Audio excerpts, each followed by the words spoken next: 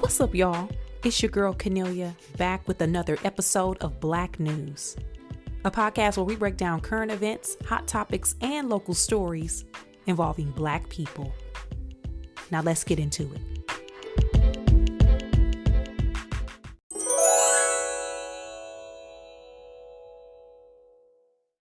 So segregation has been the topic of discussion.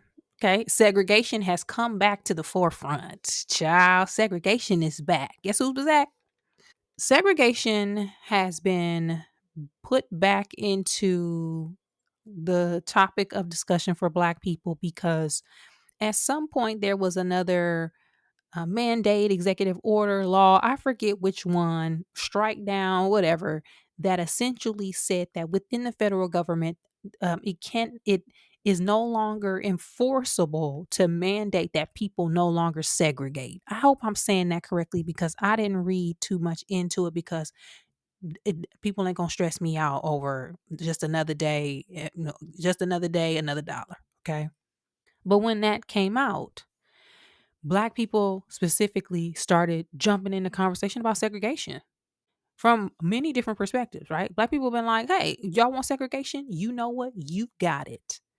We can take our $1.7 trillion buying power and take it wherever we gonna go. We gonna go on the other side of the train tracks, okay? You said you didn't want to be around us. We taking everything, which I respect, okay? I respect that Black people are in a space where we feel like we would be able to sustain our own communities and to provide resources to ourselves separate from everyone else, right? I respect us feeling that way. I don't know if that policy that was implemented will trickle outside of the federal government, if there is any happenings underground where we can start to see if that will really take place for all of us. But right now, it's just been all fun and people making jokes and just trying to bring the conversation to the forefront. But let me say this, because one thing that I have noticed within all of this conversation, I want us to stop romanticizing stuff. And in this particular situation, I want us to stop romanticizing segregation. So, and I'm not saying this from the perspective of saying I'm not trying to negate our feeling of accomplishment and capability, but a lot of the people that I see online talking about segregation, they're not accurately and adequately painting the picture of what segregation looked like. And I feel like it will do us a bigger disservice to not discuss some of the complications around that, so that if we ever did find ourselves in a situation where segregation came back everywhere, that we were not armed with the tools and the information needed to be able to successfully navigate it different this time. Okay. We need all the information so that anything that went wrong back then, anything we didn't have access to back then, our ancestors, our relatives, we can change it and we can actually have that access this time. So I would say one thing that people are romanticizing is people keep using the example of Black Wall Street, right? Black Wall Street and Rosewood and thriving Black communities that were prosperous during the era of segregation, right? Let's stick to Black Wall Street. We know exactly how successful Black Wall Street was. There were blocks and blocks and blocks and blocks and blocks of Black businesses and Black homes, from movie theaters, doctor's office, dry cleaners, grocery stores. They had multiples too. It wasn't just one movie theater. There was 2 or 3 movie theaters within that neighborhood. You know how successful and how big that area has to be in order to have 2 or 3 movie theaters, multiple dry cleaners, multiple drugstores. You name it. That was set up in that community. But the reality is, every Black neighborhood in the United States that was segregated was not successful. Black people were in poverty at levels that could not compare to present day. Black poverty was bad. And again, not to say that it was solely due to segregation. It was due to racist hiring practices. It was due to Jim Crow as a whole. It was due to land being illegally sieged and people having to migrate to cities that they weren't familiar with and had no homes. They had to try to set up shops in communities that pushed them into these ghettos where it was five families in one house. All of these circumstances are connected and has something to do with it. But I want us to remember that every black city was not Tulsa. And that's not to say that we cannot strive for Black Wall Streets. We can. But again, we are doing ourselves a disservice by not telling the full story because we're not going to know how to navigate it later. So, with that in mind, I feel like a good building block and a good practice for Black people and Black communities is start to build structure and to do the groundwork whether segregation happens or not, because for us to say talk about segregation in 2025, it sounds crazy, but we just don't know what's going to happen. And again, this would be a good practice for Black people to try to change and turn the tide for us, because we talk about what's happening now and building our own communities up.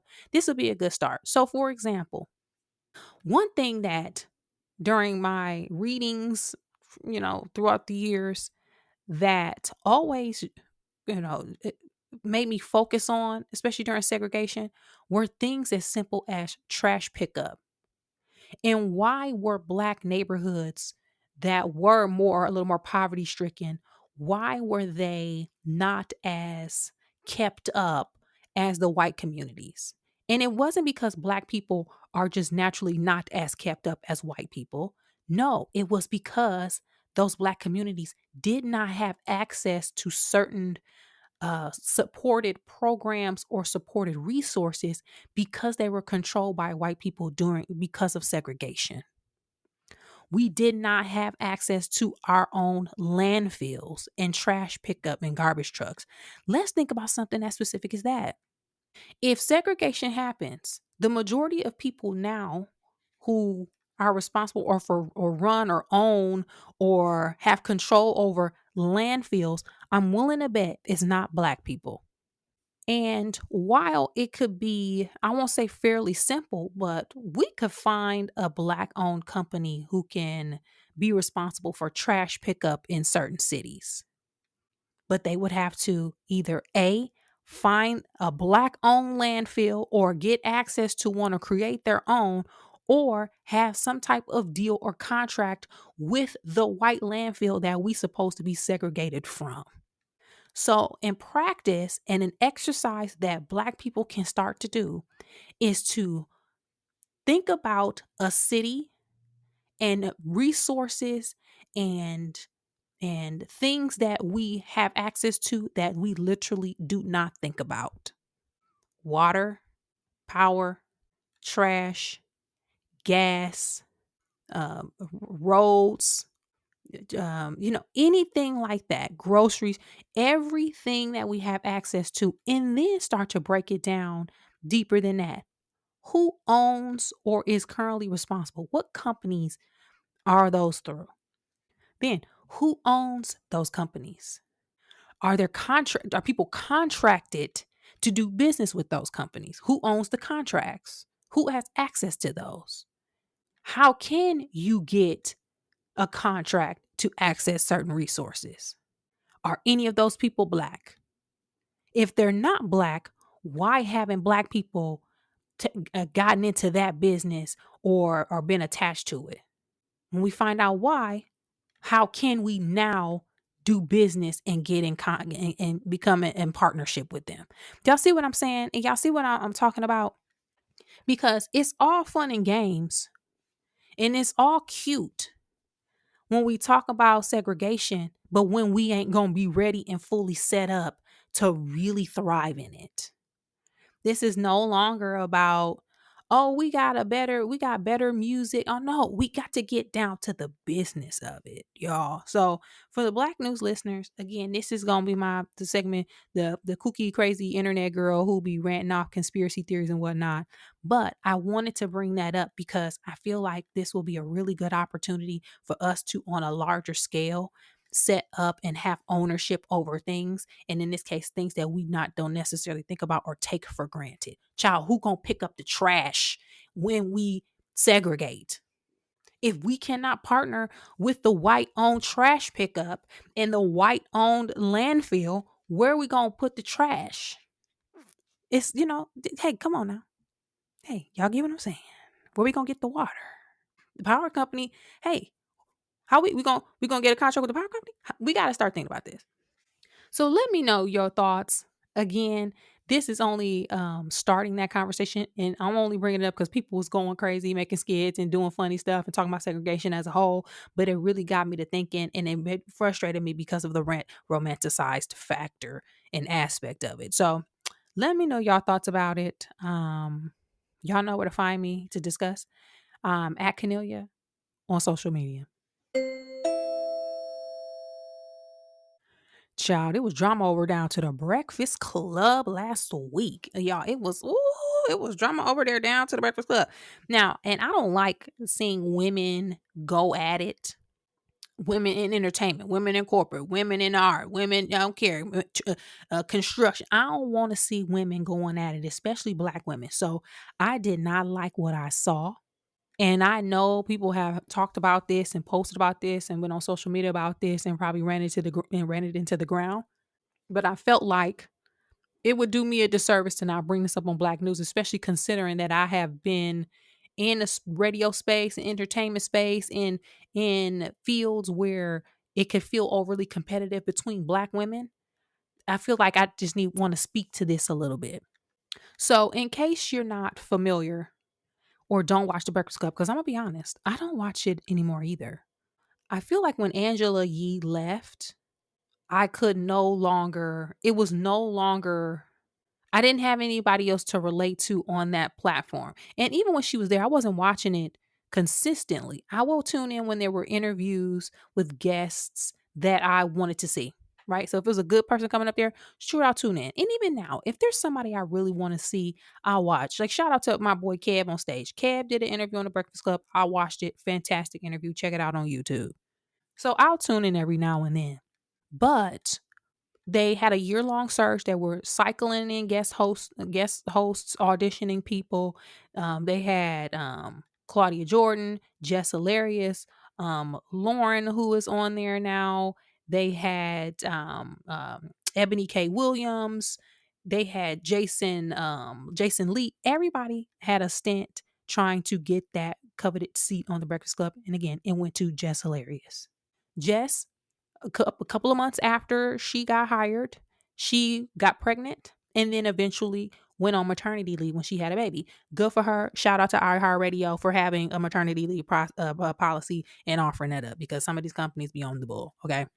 Shout out to FMLA as well. But when she went on maternity leave, Lauren, who is, and found this out just through this drama, was one of the producers on the show. She was also someone who auditioned for the role or for the position.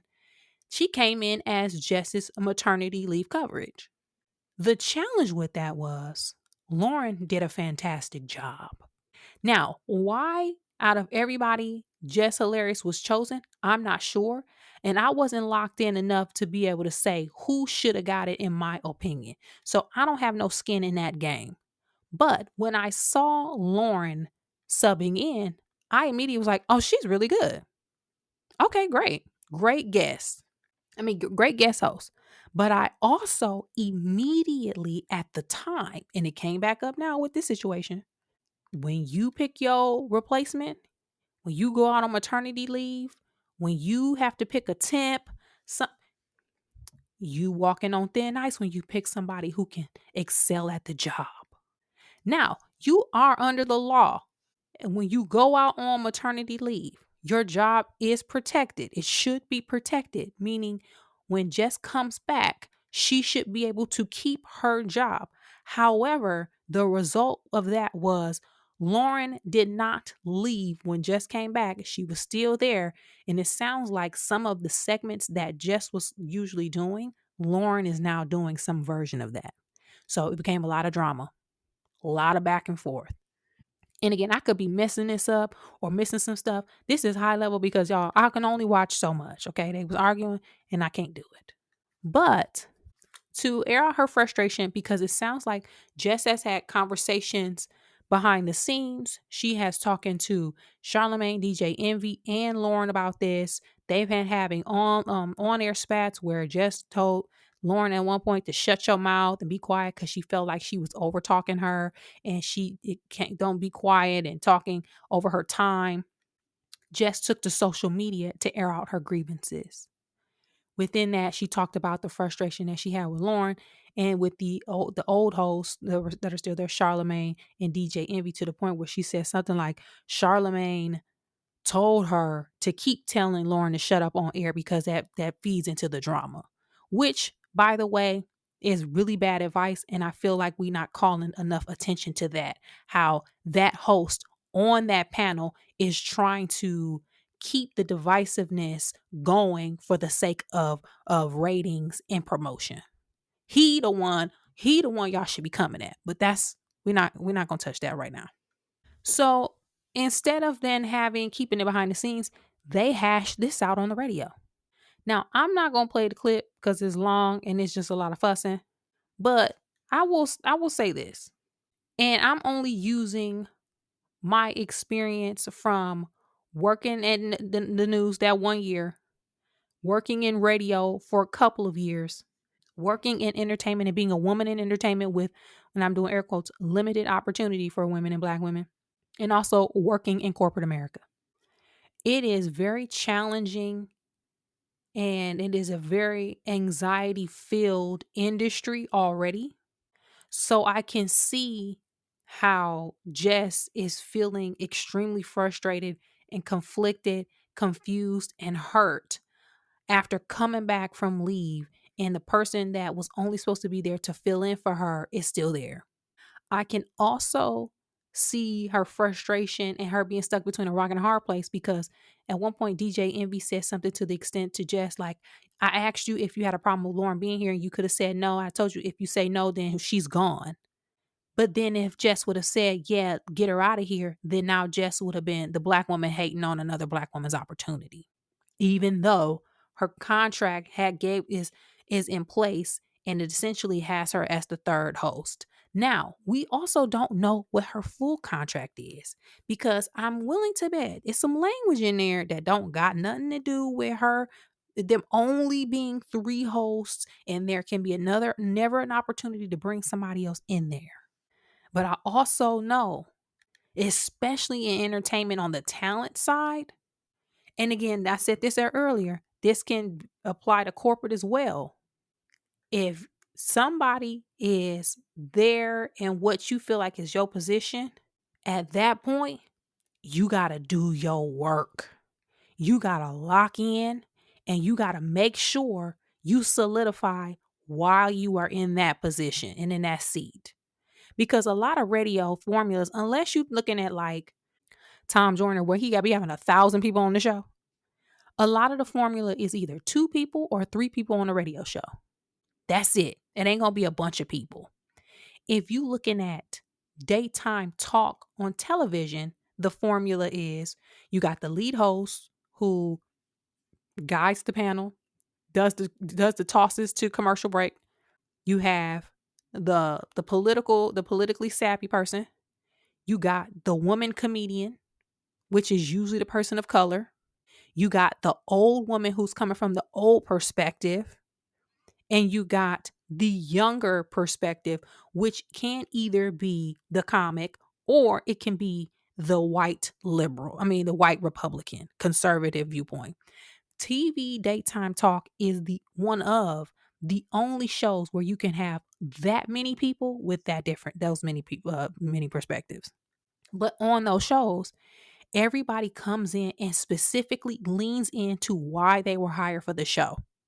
If you are the political strategist, you got to lean into politics. If you are the lead host, you have to run and guide the ship. You the comic, you got to come in with the jokes. You have to know your place and own it in order to thrive in that. And you cannot get distracted by nobody else. So, with this situation on the Breakfast Club, now that there are four people, as angry as everybody is, and I say everybody, I'm just saying Jessica, she seemed the only one that was upset about it. Girl, you better lock in to why you were bought and booked on that show, and you better show them why you deserve to be on there, even though you shouldn't have to because you already signed the contract. That's just the unfortunate part of the business. Or you can have your team break the contract and walk away. Or you can continue behind the scenes to build up everybody's working relationship, to solidify a workplace of respect and courtesy, and hopefully improve things that way. But when people be trying to act like corporate America is the only place that be messy and catty, shit, no, it ain't. Welcome to the entertainment business. And where sometimes the paychecks be bigger, the opportunities are fewer, and people feel like this literally be life and death, because it ain't very often, especially in this economy where shows getting taken off the air and Black people not getting many opportunities, where you gonna come across a paycheck like that again. You can, but it's rare. And that don't mean you gotta take people's shit. But again, you gotta play the game or get out the game. So, it's unfortunate that it got on air like that. And I think Lauren actually handled it very well. There was some catty back and forth in that, but I think she did a good job of maintaining composure, having being the fourth person brought in, and essentially kind of being positioned like she was taking somebody's spot. But a lot of the onus should be on Charlemagne Envy and also the suits. Because the problem is, on top of all the other problems I mentioned, y'all not going to the top. Y'all need to go to the program director, and then y'all need to go to the top, because they are the ones who saying, let's keep Lauren in here. And personally, I think they doing that so that it can play out amongst them and the drama keep going, and that pushes Jess out. I think they at the top trying to push her out versus Lauren being the bad guy. And low key, again, I do think Charlamagne need to be called to the carpet, but whatever. But one of the things I said again, and I said before, and I'm gonna say it again: don't let your replacement outshine you, especially entertainment. Unless you that type of person that's that energy. In stand-up comedy, you gonna book your feature when you go on the road or you headline somewhere. A lot of comics bring a feature that's gonna challenge them. You want somebody to rip before you get on stage, because that's one of the best ways that you get better. Some people don't, though. They book a feature or they bring a feature that ain't going, they just gonna do their basic jokes. They do okay, but they don't want to be outshined because they don't really want to work hard to be challenged. It just depends on the type of person you are. But either way, you better show the F up. Okay. What do you think about this? Did you watch the drama unfold? Are you a frequent viewer and saw this coming along, before the rest of us did? Hit me up. Let me know. You can find me at Cornelia on social media. So I have to admit that I'm on social media more than I should be. Okay. And a lot of it's because I need to figure out what's going on. Because, y'all, some weeks I'll be scraping to find stuff to talk about, right? Some stuff just ain't worth discussing. So I'll be trying to find like good topics and what's happening with Black people and Black news to bring, and just have nuanced discussions about it and bring it to light. Because I know a lot of y'all ain't on social media as much as I am. So I'm doing the work for y'all. Okay. I'm doing the dirty work. I'm taking the hit for us. Okay. I'll take it. But this past week, Robert Griffin Jr.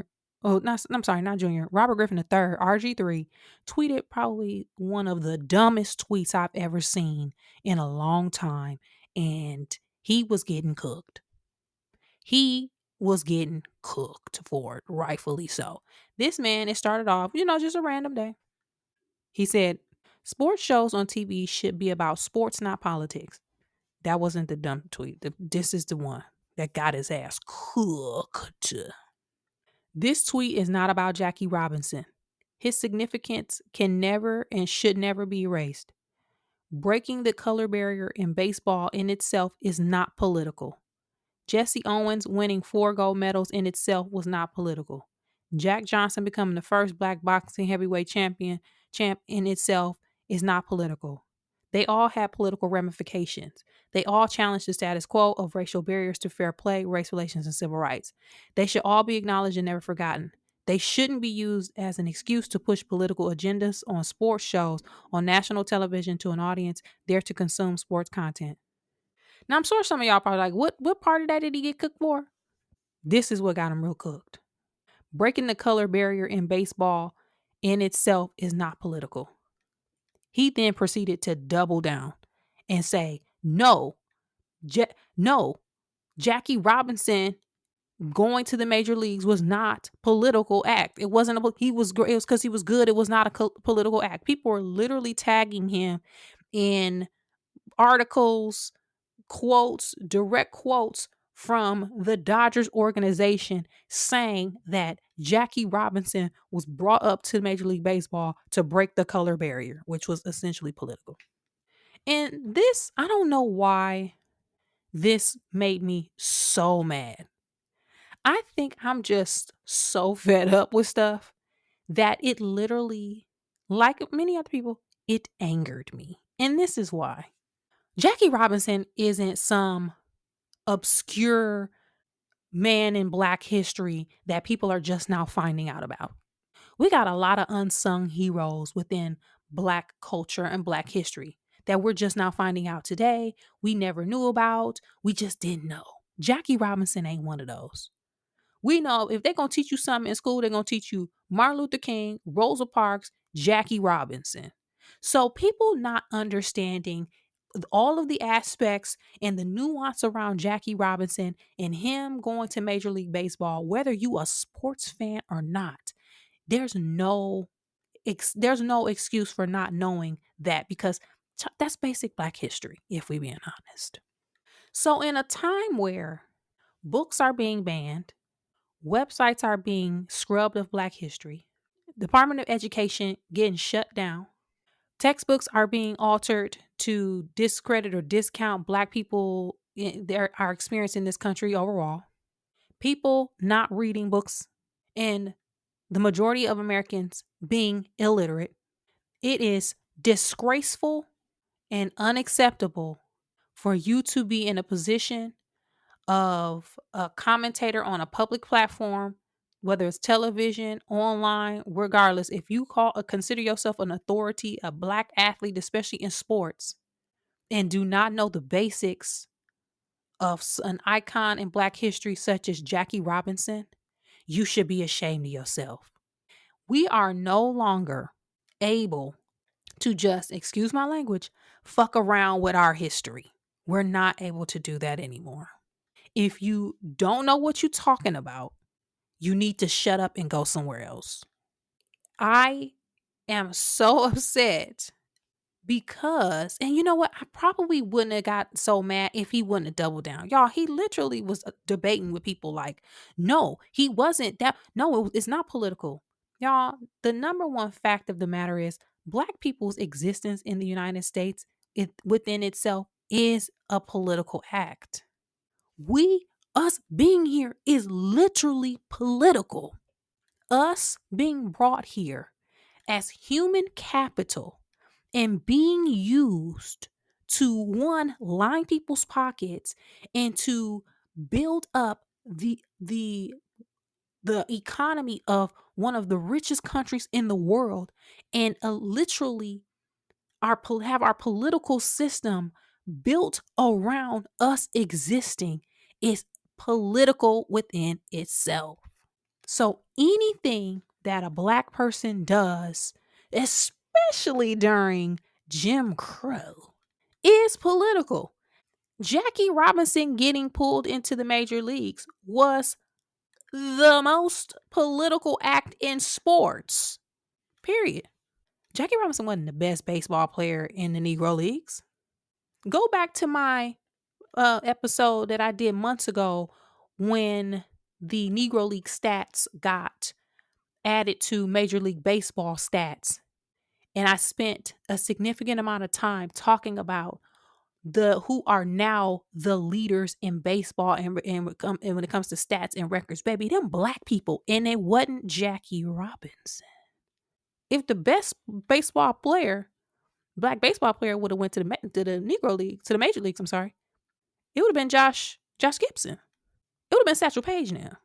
Okay? So again, as a sports analyst and a black man in 2025, stuff like this is unacceptable. And it could not be that big of a deal, right? I could just be overreacting and just fussy.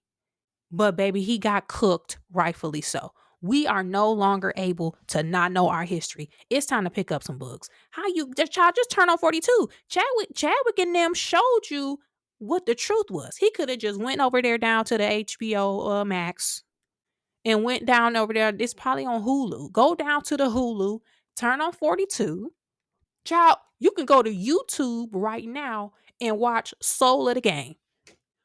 Go to YouTube. Somebody bootlegged Soul of the Game, and it's on there. You can see you can see Delroy Lindo and them and Blair Underwood playing Jackie Robinson, Satchel Paige, and Josh Gibson over there from the movie from the 1990s, HBO produced. It's right there. Okay, that's it. That's all I want to. That's all. I'm holding us to a higher standard. And I'm glad he was getting cooked because he apologized in his tweet afterwards, talking about he glad he was able to have a nuanced conversation about it. No, you got cooked. Rightfully so. But let me know your thoughts. Child, am I overreacting? Or are you as frustrated as I am? I'm tired of play. We ain't put a play, okay? Let me know. You can hit me up. You can find me at Cornelia on social media.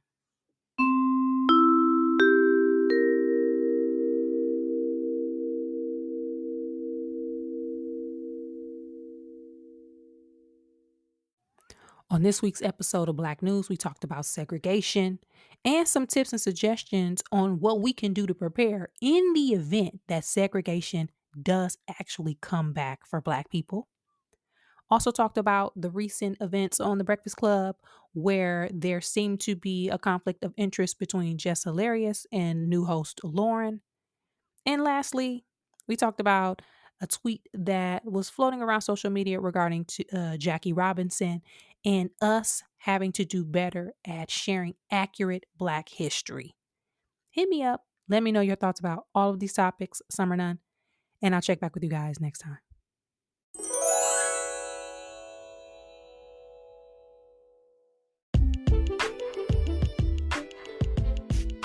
That's it for this week's episode of Black News, y'all. Thanks again for supporting the podcast by sharing, liking, subscribing, and rating 5 stars on your favorite podcast app. To find more information about me, you can check me out at Cornelia on social media, as well as on my website, which is cornelia.com. And as always, thanks for supporting, and I'll be back next week with new topics and a new episode.